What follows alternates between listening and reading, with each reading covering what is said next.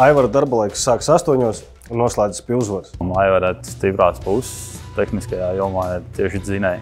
Vismaz tas ir tas, ko es esmu redzējis, un viņam visvairāk tiek jautāts no manas puses palīdzību par tādām lietām, un viņš vienmēr atbild. Aivars vislabāk noteikti jūtās, kad viņam ir tiešām konkrēts uzdevums, kurš aizņem gana daudz laika, lai viņš viņā var pilnībā iedziļināties un darboties savā nodarbā un atrisināt.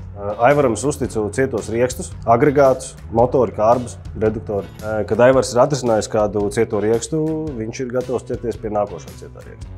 Aivaram nav problēmas sastrādāties ar studentiem un kādam iedot kādu padomu, pamācīt. Viņš ir diezgan komunikabls. Varētu teikt, ka kā līderis pat, ja kaut ko vajag pajautā, viņš pateiks, kas un kā vairāk. Bieži vien var iemācīties daudz ko no viņa. Aivaram ir prieks pēc kārda pārdarīt darbu, kad kāds jau ir vienreiz salicis un vajag salikt vēlreiz. Noteikti lamājās, kā jau lielākā daļa. Garām ejot, varbūt dzirdēt bieži vien, bet neko, sagremo un turpina darīt.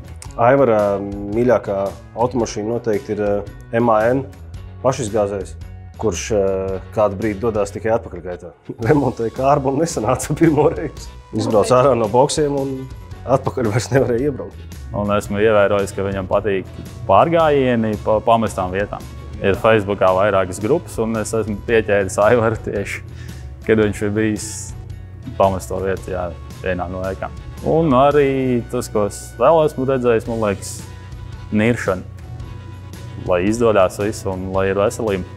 Aivaram jaunajā gadā es novēlu veselību, izturību, un Kurbats kravas autoservisam es novēlu veselu un izturīgu Aivaru.